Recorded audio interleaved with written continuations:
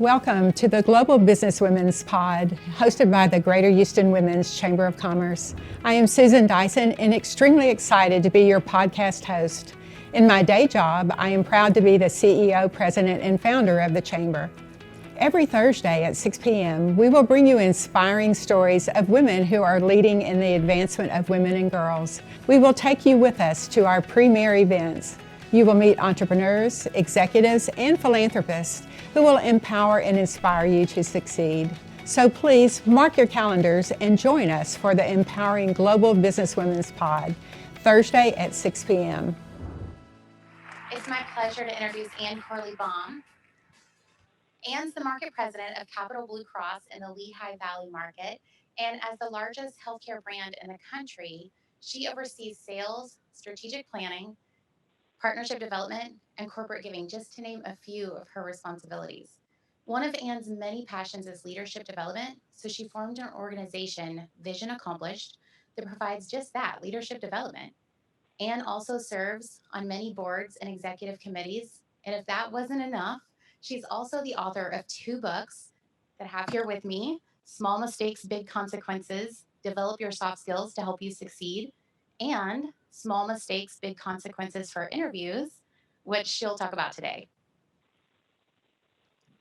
So please welcome the fabulous Anne Corley Baum. Hello. So Anne, what inspired you to write the Small Mistakes, Big Consequences series? Well, first of all, thank you so much for having me, Heather. The reason I decided to write the book series is I've come to a point in my career where I'm not going to say old, I'm wise, right? So at some point, you need to start sharing the knowledge you gain along the way back with others. And I wanted to do it in a way that was really easy for people to use. So with a little bit of humor and some lessons that I've learned along the way, I put together this book series and really did it so that people could see small mistakes that they make that can really get in the way of their success, but they're the things that people generally will not tell you about. And pointing these out and learning these things and really taking the time to keep them out of your way can build your road to success. Absolutely. So there's more books in the pipeline. So, tell us about the 2 that have been published and what you also have coming up. I'll be happy to do that. The first one is the soft skills book, and it basically looks at behavior across the board and helps to focus on those behaviors that get in your way. I then took the same concept and focused on interviews, which is especially helpful right now as people are moving to different careers, trying to figure out how to interview online.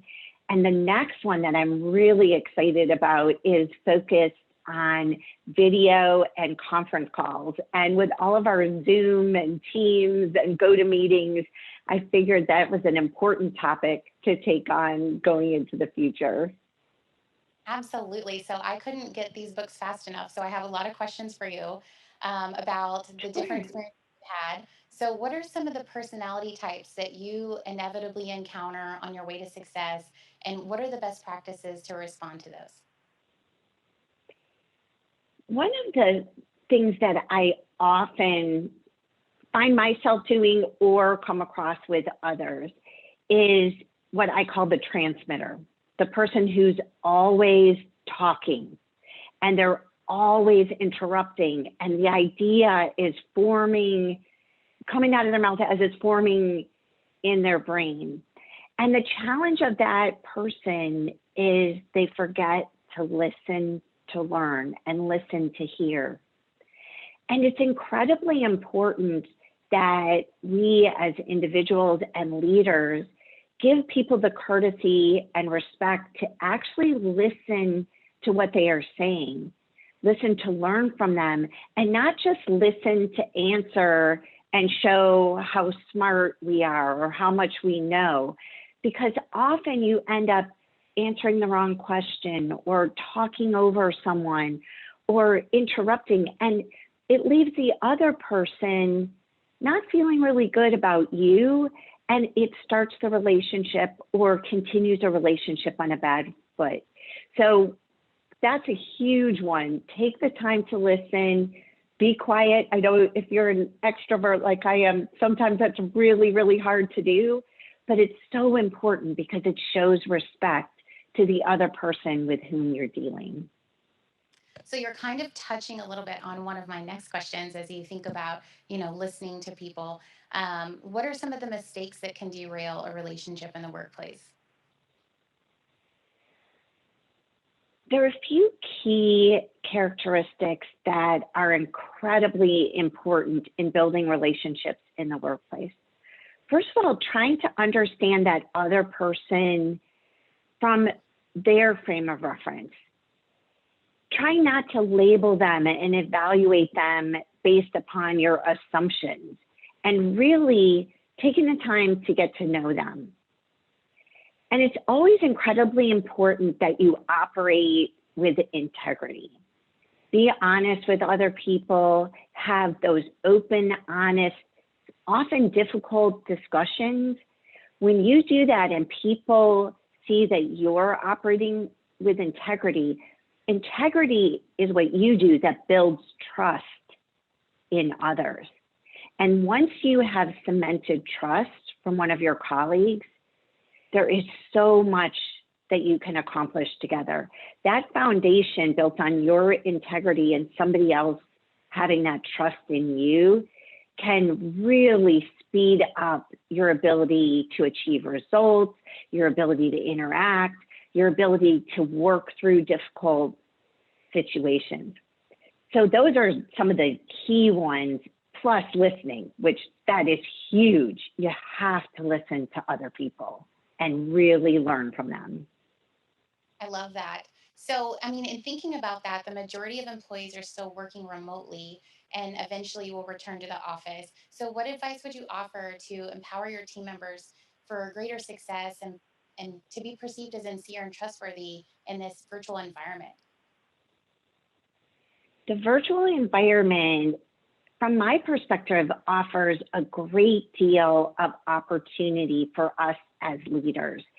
You can get in front of people and engage with people so much more easily than you had in the past when you had to drive and schedule meetings. But you have to do it. And you have to lead your team members and show them the path forward. Be transparent, be open, be honest.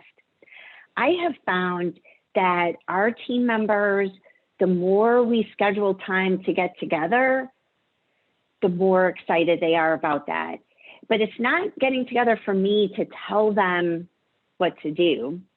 It's us getting together to share the challenges that we're facing and figuring out together how we can support one another.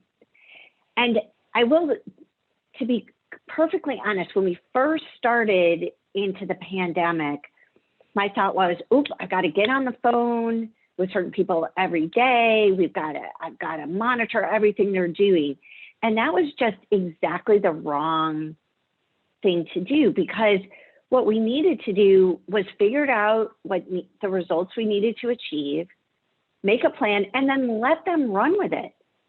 And have them come back when they needed that help, that support, get together regularly to update on progress.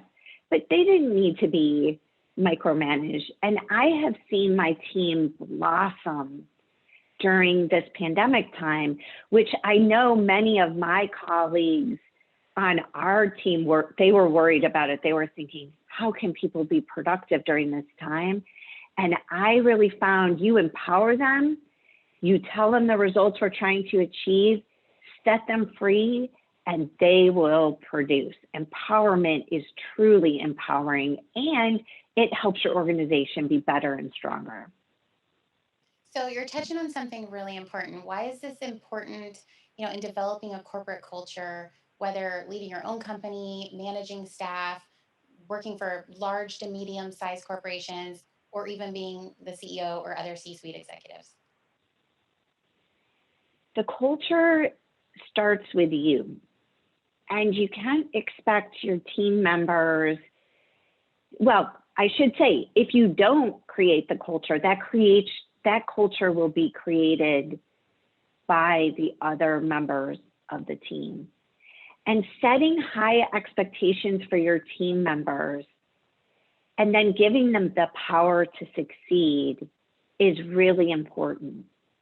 Trusting them, letting them know that it's okay to make a mistake as long as we learn from the mistake.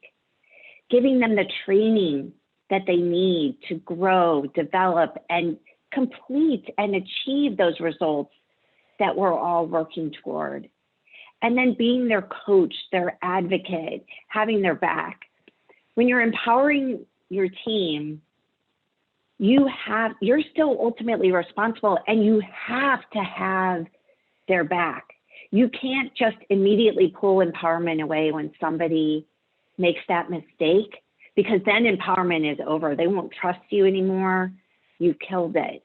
And that is critical to building that culture. And when you start building that culture of trust, integrity, the safe zone to make mistakes, then that permeates throughout the organization. And those that don't like that, they tend to leave, they go away. But you can't let the culture slip. And you can't let it slip for that person who's really, really smart, but you have to preserve it and work on it daily. And you have to walk the walk, talk the talk. And if you make a mistake, you're the first person that needs to admit it, bring that to the team, and show them how you too are on that same page with them and that you're learning from those mistakes. I love that. So one of the things that your book talks a lot about mistakes and the consequences of those. So talk a little bit about what are some of the mistakes and consequences that are made most often on the way to the top, on the way to the C-suite. How can you avoid those? One of the things that's really important is to think so much about how others are receiving you. That perception is their reality. And you need to demonstrate to them, even when you're not 100% sure, even when you're shaking inside and nervous, that you've got a plan and you're bringing them along as part of that plan and leading them. And you have to have that courage to take a risk and step out and lead people.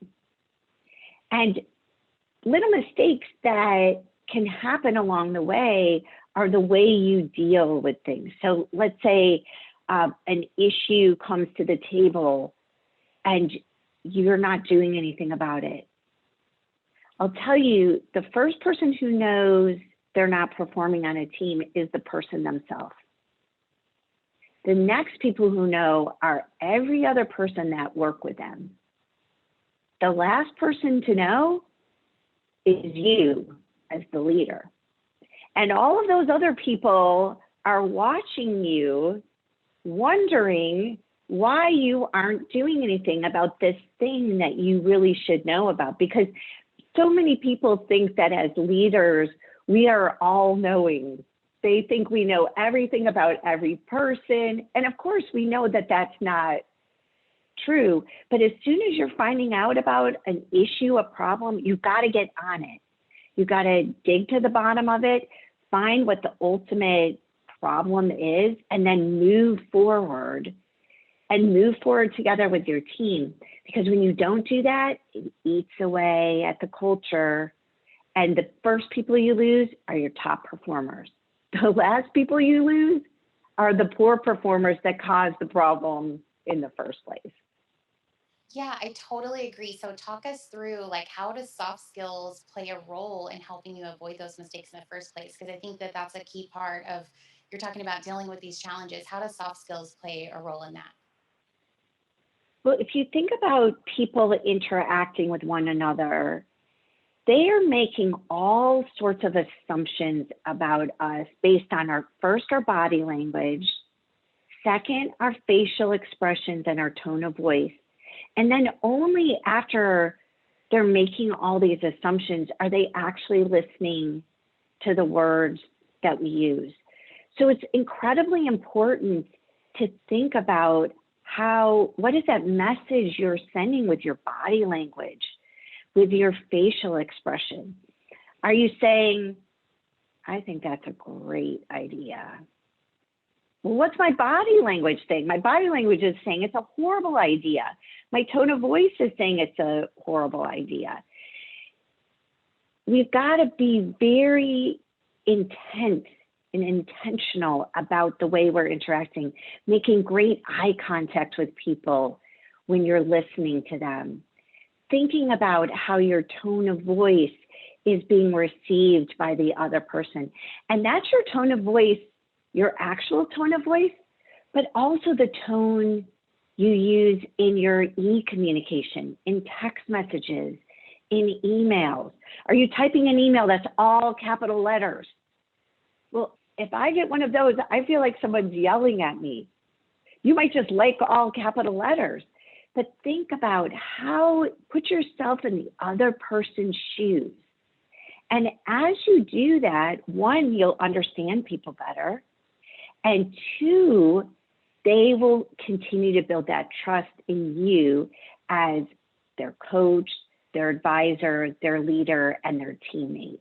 So thinking really hard about those soft skills and how you're delivering your best self to someone else will help them receive you more like you intend to be received.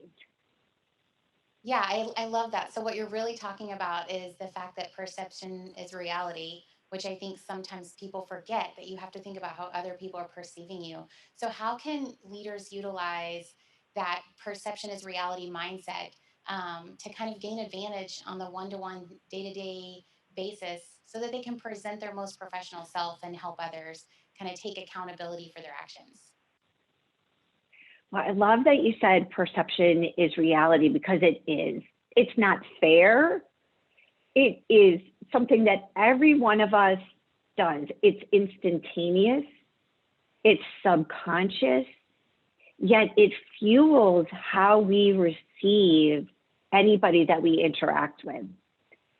So knowing that someone is going to immediately make assumptions about you, it's important to think about what you're wearing, how you carry yourself. Are you walking in a room with confidence? Is your screen turning on with you fixing your hair and putting your lipstick on?